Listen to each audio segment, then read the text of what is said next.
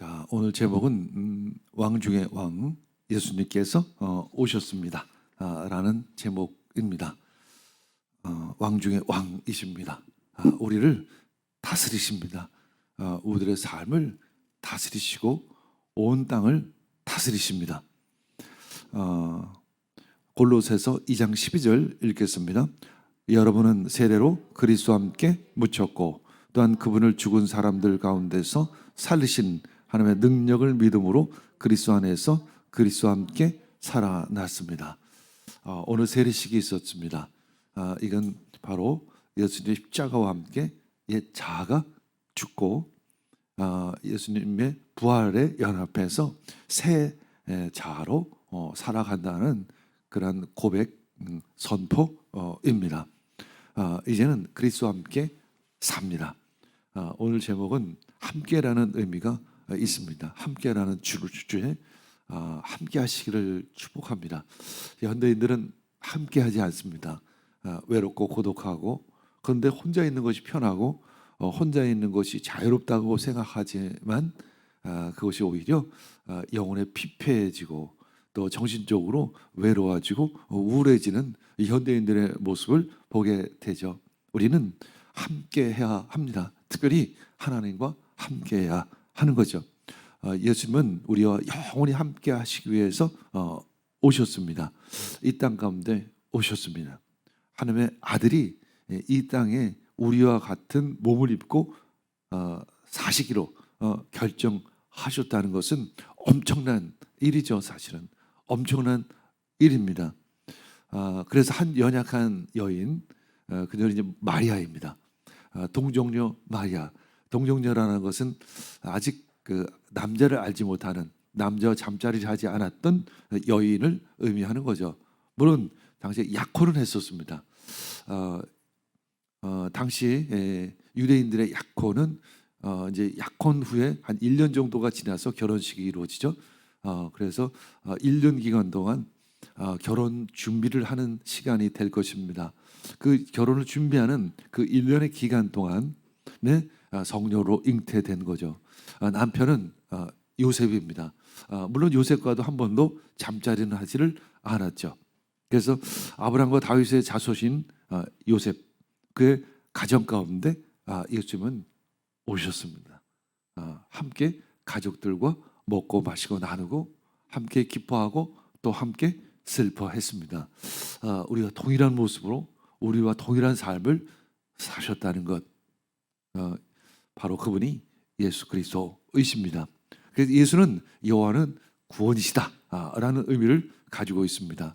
예수는 자기 백성을 죄에서 구원하실 그리스도이십니다.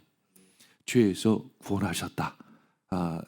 죄는 다름이 아니라 바로 하나님과의 관계가 깨어진 것을 의미하는 것이죠. 그 관계를 회복시키기 위해서 오셨다는 거죠. 그래서 우리와 함께하기로 결단하신 것입니다. 성탄 메시지는 그냥 찬양만 해도 될 것 같습니다. 그 맑고 환한 밤중에 무천사 내려와 그 손에 비파 들고서 다 찬송하기를 평강의 왕이 오시니 다 평안하여라. 사실 요셉은 평안하지 못했어요. 왜냐하면 자기가 이제 아내 될 약혼녀가 임신을 한 거잖아요. 그래서 두려웠겠죠. 겁이 났겠죠. 또 이것을 도대체 수치스러웠겠죠. 또 이것을 어떻게 해야 될 것인가. 이 뒤처리를 도대체 어떻게 해야 할 것인가. 당시의 율법으로 이야기하면 돌로 쳐 죽여도 될 수 있었습니다. 그러나 요셉은 의로운 사람이었다. 이렇게 이야기하고 있습니다. 요셉은 이제 가만히 아주 비밀스럽게 그냥 약혼을 취소하기로 마음을 먹었습니다. 근데 그 밤에 꿈에 하나님의 천사가 요셉에게 임했습니다. 두려워 말라. 마리아 안에 잉태한 그 아기는 성령으로 잉태된 그리스도 예수다. 이런 메시지를 주십니다. 그 아이의 이름을 예수라 하라. 예수는 온 인류를 구원할 자이심이라. 하나님의 아들이라, 이런 메시지를 요셉에게 주는 것이죠. 요셉은 그 명령, 그 뜻, 그 메시지를 마음으로 받습니다. 그리고 하나님과 그 뜻을 함께하는 거죠. 함께합니다. 자신의 감정이나 자신의 의지나 자신의 생각을 내려놓고 하나님과 그 뜻을 함께하기로 결정하는 것, 이것이 바로 믿음인 것이죠. 요셉의 입장에서 보면 너무나도 막연한 일이었습니다. 그것이 내가 꿈에 들었던 주의 천사의 메시지가 진짜인가? 뭐 그렇게 의심할 수도 있었겠지만 요셉은 의심하지 않고 하나님의 메시지를, 하나님의 뜻을 마음으로 받았던 것이죠. 2장 1, 2절 읽겠습니다. 헤롯 왕 때에 예수께서 유대 베들레헴에서 나셨다. 그런데 동방으로부터 박사들이 예루살렘에 와서 말하였다. 유대인으로 왕으로 나신 이가 어디에 계십니까? 우리가 동방에서 그의 별들을 보고 그에게 경배하러 왔습니다. 헤롯 왕 때 그리스도 예수께서 유대 베들레헴에 나셨다라는 거죠. 특별히 헤롯 왕 때라고 명시를 합니다. 헤롯 왕은 한마디로 그렇게 좋지 않은 왕, 나쁜 정치인, 그 백성들을 수탈하고 참탈하는 그런 악한 왕의 대표라고 볼 수 있겠죠. 그때 동방의 박사들, 그러니까 동방 박사라는 것은 이방인 나라에서 온 어떤 박사를 의미합니다. 그들이 예루살렘에 와서 질문하죠. 유대인으로의 왕으로 나신 이가 어디에 계십니까? 사실 그들은 별의 흐름을, 점성술의 박사였죠. 그래서 별의 흐름을 보고 이제 그리스도께서 나실 것을 알고 막연하게 예루살렘으로 온 것입니다. 그래서 그 예루살렘에 있는 어떤 그 사람들이 그리스도가 어디서 나는지를 분명히 좀 알고 있지 않을까 해서 예루살렘으로 왔던 것이죠. 2장 3, 4절 읽겠습니다.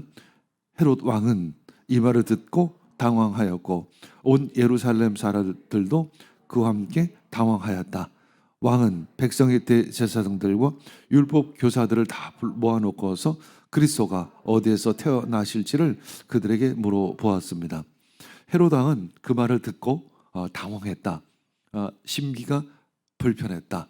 왜냐하면 유대인의 왕으로 나실이라 이렇게 이야기했기 때문에, 그렇다면 자신의 어떤 적대자가 될 수밖에 없겠죠. 자신의 권력이 위태로워질 수밖에 없겠죠. 그렇기 때문에 그는 당황했던 것입니다. 그래서 왕은 이제 백성의 그 대제사장들과 서기관들을 불러서 그 그리스도가 어디서 날 것이냐라는 질문을 했습니다. 그때 제사장들과 서기관들은 열심히 성경을 연구했겠죠. 그걸 찾아보았겠죠. 그리고 미가 선지자의 메시지를 발견하게 됩니다. 마태복음 2장 5, 6절 읽겠습니다. 그들이 왕에게 말하였다. 유대 베들레헴입니다. 예언자가 이렇게 기록하여 놓았습니다. 너 유대 땅에 있는 베들레헴아, 넌 유대 고을 가운데서 아주 작지가 않다. 너에게 통치자가 나올 것이니 그가 내 백성 이스라엘을 다스릴 것이다. 베들레헴은 빵의 집이라는 의미를 가지고 있죠. 이제 그들이 대제사장들과 서기관들이 성경의 말씀들을 찾았습니다. 특별히 많은 선지자의 메시지를 찾았죠. 어떤 예언이 담겨 있을까? 그 중에서도 미가 선지자의 예언의 말씀을 이제 찾아서 헤롯 왕에게 보고를 하는 것입니다. 미가서 5장 2절에 보면 이렇게 나와 있습니다. 그러나 너 베들레헴 에브라다야, 너는 유대의 여러 족속 중 가운데서 작은 족속이지만 이스라엘을 다스릴 자가 너에게서 나올 것이다. 그의 기원은 아득한 옛날 태초에까지 거슬러 올라간다. 이렇게 말씀하고 있습니다. 그리스도 예수가 베들레헴에서 나실 텐데 그분은 그 기원은 아득한 옛날, 언제? 태초에까지 거슬러 올라간다 말씀하고 있습니다. 그 의미는 어떤 의미일까? 바로 하나님은 태초부터 구원 계획을 가지고 계셨다라는 것을 의미합니다. 이 세상 우주 만물을 창조하실 때 그때부터 구원 계획을 가지고 계셨습니다. 예수 그리스도를 통해서 새롭게 창조하실 것을 미리 계획하신 것입니다. 그것을 미가라는 선지자를 통해 입을 통해서 미리 예언한 것이죠. 자, 2장 7, 8절 읽겠습니다. 그때 헤롯은 그 박사들을 가만히 불러서 별이 나타난 때를 캐어 묻고 그들을 베들레헴으로 보내며 말하였다.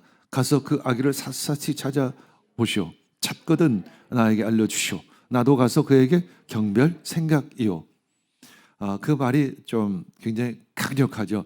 가서 샅샅이 찾아보시오. 찾거든 나에게 알려주시오. 나도 그에게 경배할 것이요.